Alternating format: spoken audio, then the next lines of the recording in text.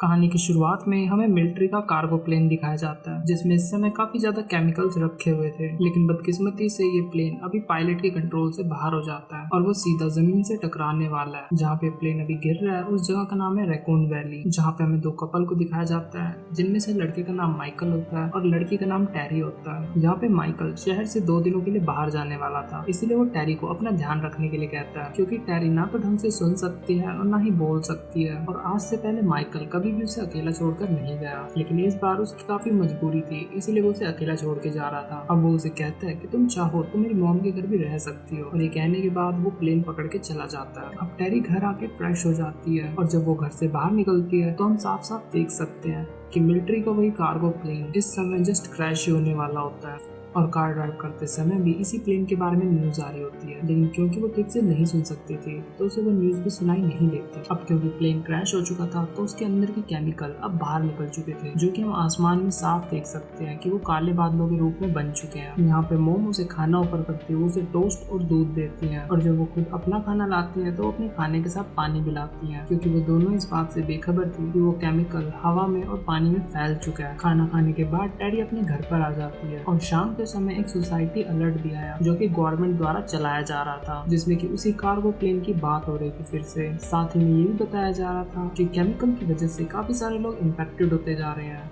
जिसकी वजह से इन्फेक्टेड लोगों को लॉकडाउन की सलाह दी जा रही थी, और जो लोग बिल्कुल स्वस्थ है उन्हें टाउन के एक स्कूल में आना था ताकि आर्मी वाले उन्हें रेस्क्यू कर सके। लेकिन क्योंकि टैरी की सुनने की शक्ति अच्छी नहीं थी तो वो इस न्यूज को नहीं सुन पाती। फिर टैरी लाइट ऑफ करके सोने जाने वाली थी, लेकिन उसने नोटिस करा कि उसके आस पड़ोस के जितने भी लोग हैं वो काफी हड़बड़ी में अपनी कार लेके कहीं तेजी से जा रहे हैं। ये बात टैरी को काफी ज्यादा अजीब लगती है कि आखिर ऐसा क्या हो गया कि सभी लोग एक साथ कहीं ना कहीं जा रहे हैं। इन बातों को इग्नोर करते हुए टैरी सोने के लिए जाने लगती है, लेकिन जाने से पहले वो सिक्योरिटी अलार्म लगा देती है, क्योंकि वो इस समय घर में अकेली थी। रात के समय में उसके फोन पे काफी ज्यादा मैसेजेस भी आ रहे थे जो कि उसने नोटिस नहीं करे। अब सुबह हो जाने पर वो अपने रोजमर्रा के कामों में लग जाती है। सबसे पहले वो लॉन की घास काटती है, लेकिन इस समय वो ये नोटिस करती है कि उनके पड़ोसियों की कार का गेट खुला हुआ है। टैरी ने जाकर उस कार के दरवाजे बंद करे और उसके नेबर्स को इन्फॉर्म करने के लिए गई, लेकिन उसे अंदर से कोई भी जवाब नहीं मिलता, जिसकी वजह से वो बाहर आती है और उनकी कार को उनके पार्किंग एरिया में खड़ी कर देती है। अब घर वापस आते समय उसे एक बिल्ली मिलती है जिसे कि वो अपने साथ ले आती है और उसे कुछ खाने के लिए देती है। अब घर आके जब वो अपना फोन चेक करती है तो वो देखती है कि उसके हस्बैंड ने उसे काफी ज्यादा मैसेजेस करे हुए हैं। अब जब वो रिप्लाई में मैसेज करती है तो वो देखती है कि उसके फोन में तो सिग्नल ही नहीं आ रहे। फिर टैरी ये सोचती है कि जब सिग्नल वापस आ जाएंगे तो वो दोबारा मैसेज करेगी। अब वो उस कैट की फोटो खींचती है और उसके पोस्टर निकालती है ताकि वो इसके ओनर को ढूंढ सके। जब टैरी उन पोस्टर को सड़कों पे लगा रही होती है तो वो देखती है कि आज टाउन में बिल्कुल ही सन्नाटा है, कोई भी इंसान, कोई भी बच्चे का शोर कुछ भी नहीं है यहाँ, और उसे ये बात काफी ज्यादा अजीब लगती है। अब वो घर आकर नहाती है, फ्रेश हो जाती है और अपना बुक रीडिंग में लग जाती है, लेकिन इसी समय उसके फोन का अलार्म बजने लगता है, और ये होम का सिक्योरिटी अलार्म था जो कि उसे बता रहा था कि उसके गैरेज में कोई अंदर आया। अब वो जब गैरेज के पास आके देखती है तो वो देखते कि गैरेज का दरवाजा किसी ने खोल रखा है और ताले पर भी कोई टूटने के निशान नहीं है, जैसे कि किसी ने ताले को मैनुअली खोला हो। अब वो फटाफट पुलिस को कॉल करती है, लेकिन वो देखती है कि उसके फोन में तो अभी भी सिग्नल नहीं है, जिस बात से टैरी काफी ज्यादा डर जाती है। अब वो वापस घर की तरफ जाती है, लेकिन वो देखती है कि उसका दरवाजा तो खुला हुआ है, यानी कि घर के अंदर कोई ना कोई घुस चुका है। अब उसने घर के अंदर आकर ड्रॉर से अपनी बंदूक निकाली और सिक्योरिटी अलार्म को फिर से रीसेट कर दिया। इसके बाद ही तुरंत से अलार्म सिस्टम फिर से एक्टिव हो जाता है और उसे बताता है कि इस बार बेसमेंट में कोई घुस चुका है। और अब वो बेसमेंट की तरफ जाने लगती है जहाँ पे काफी ज्यादा अंधेरा था, लेकिन इस अंधेरे में उसे एक अजीब सा इंसान दिख रहा होता है जो कि उसी की तरफ बढ़ रहा था। उसे देखने से साफ था कि वो इन्फेक्टेड है। टैरी इस समय काफी ज्यादा डरी हुई थी, उसने डर से उसके सर पे शूट कर दिया, और टैरी को अब जाके रियलाइज हुआ था कि उसके आसपास की चीजें काफी ज्यादा एबनॉर्मल हो चुकी है। इस मुश्किल भरे समय में वो अपनी मॉम के पास जाती है, लेकिन घर पहुंच के वो देखती है कि उनका रूम तो एकदम खुला हुआ है, हर एक गेट खुला हुआ है, जिसकी वजह से उसका डर अब और भी बढ़ता जा रहा था। लेकिन जब वो घर के बाहर आए तो उसने देखा कि कार के अंदर उसकी मॉम मर चुकी है। अब करीब से देखने पर यह भी पता चलता है कि उसकी मॉम भी इन्फेक्टेड हो चुकी थी और उन्होंने अपनी जान खुद दी थी। और अब हमें इस मूवी में इन्फेक्टेड लोगों के बारे में एक जरूरी बात बताई जाती है कि अगर कोई इंसान इन्फेक्टेड होता है तो उसके अंदर थोड़ी बहुत इंसानों वाली कॉन्शियस रहेगी, यानी कि वो एकदम ही खुखार जानवर नहीं बनेगा, वो इंसानों की तरह सोच समझ सकता है, लेकिन इसके बावजूद वो इंसानों पे हमला जरूर करेगा। अब हम मूवी में वापस आते हैं और हम टैरी को देखते हैं जो कि अब इस टाउन से बाहर निकलने की कोशिश कर रही होती है, लेकिन वो जहाँ पे भी जा रही होती है वहाँ पे बैरिकेड लगा होता है जो कि गवर्नमेंट द्वारा लगाया गया था ताकि इस टाउन को सीज कर सके और इन्फेक्टेड लोगों को बाहर ना आने दिया जाए। अब टेरी घर पहुंचने पर सभी खिड़की दरवाजों को अच्छे से लॉक कर देती है और रात भर इंतजार करती है कि उसके फोन में कब सिग्नल आए। और अभी इस समय ये बात नोटिस करने की है कि एक्चुअल में टेरी को अभी भी सिचुएशन का कुछ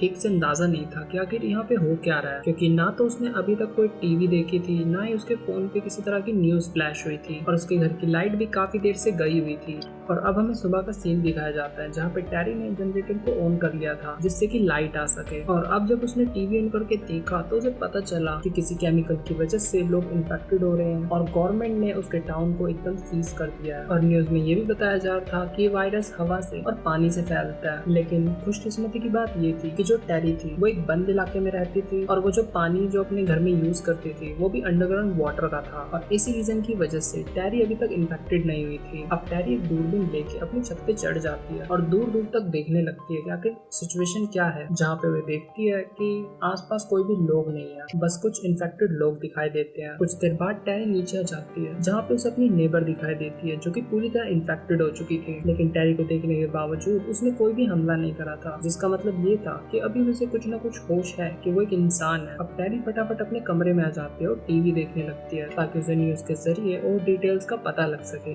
और इस बार टेरी को पता चलता है कि गवर्नमेंट ने किन किन रास्तों को ब्लॉक कर दिया है। और इस बार टेरी के लिए न्यूज काफी ज्यादा अच्छी थी क्योंकि उसे कुछ ऐसे रास्तों के बारे में पता था जो कि गवर्नमेंट ने सीज नहीं करे थे, जिसका मतलब ये था कि टेरी अपने टाउन से बाहर जा सकती है। अब वो कुछ जरूरी सामान पैक करती है और बिल्ली को खाना डाल के खिड़की को खुला छोड़ देती है ताकि अगर बिल्ली बाहर जाना चाहे तो वो बाहर जा सके। अब वो एक पुरानी रोड का रास्ता पकड़ती है और वो काफी ज्यादा आगे आ चुकी थी और अब वो बस कुछ ही देर में शहर से बाहर निकलने वाली थी, लेकिन उसकी बदकिस्मती उसका पेट्रोल जल्द ही खत्म होने वाला था। अब वो ये सोचती है कि अगर वो पीछे गई तो उसकी कार बीच में बंद हो सकती है जिसकी वजह से प्रॉब्लम खड़ी हो सकती है, तो इसीलिए उसने पैदल चलने का फैसला करा। अब कुछ दूर चलने के बाद उसे एक फार्म हाउस दिखाई देता है जिसके की गेट्स खुले हुए थे, जिससे कि वो समझ जाती है कि यहाँ के लोग भी भाग चुके हैं या फिर वो भी ज़ॉम्बीज बन चुके हैं। लेकिन टेरी को इन बातों से कोई लेना देना नहीं था, उसे तो बस कुछ जरूरी सामान को इकट्ठा करना था या तो सबसे बेस्ट उसे पेट्रोल मिल जाए। घर में थोड़ी देर घूमने के बाद उसे कैनी तो मिल जाती है, लेकिन यहीं पे उसे एक इन्फेक्टेड इंसान भी दिख जाता है जिसे टेरी शूट कर देती है। अब उस कैन को उठाती है और अपनी कार की तरफ चली जाती है। जब टेरी कार के अंदर पेट्रोल डालने लगते है तो वो नोटिस करती है कि एक्चुअली में ये पेट्रोल नहीं, ये तो डीजल है,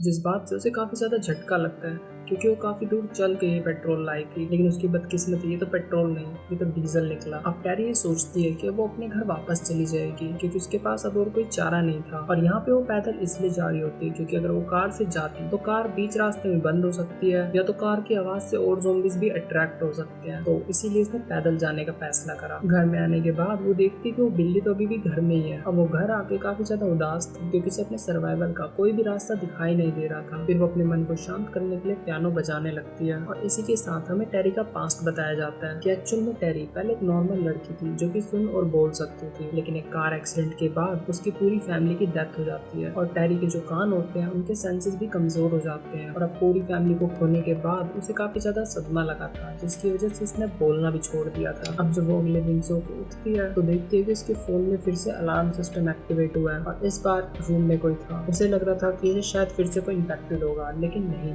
इस बार यहाँ पे उसके घर आर्मी वाले आए थे जो घर घर जाके इन्फेक्टेड लोगों को खत्म कर रहे थे। लेकिन टेरी को देखने से साफ था कि वो इन्फेक्टेड नहीं है, लेकिन क्योंकि टेरी उनकी किसी भी बातों का जवाब नहीं दे रही थी तो उन्हें ऐसा लगा कि शायद ये बोल या सुन नहीं सकती, तो इसीलिए एक आर्मी ऑफिसर ने पेपर के थ्रू टेरी से बात करने की कोशिश करी, जिस पर टेरी ने भी उसे जवाब दिया, जिसका मतलब ये था कि टेरी एक नॉर्मल इंसान है। और इसी के साथ टेरी को यहाँ पे रेस्क्यू कर लिया जाता है और इसी के साथ ये मूवी यहीं पे खत्म हो जाती है।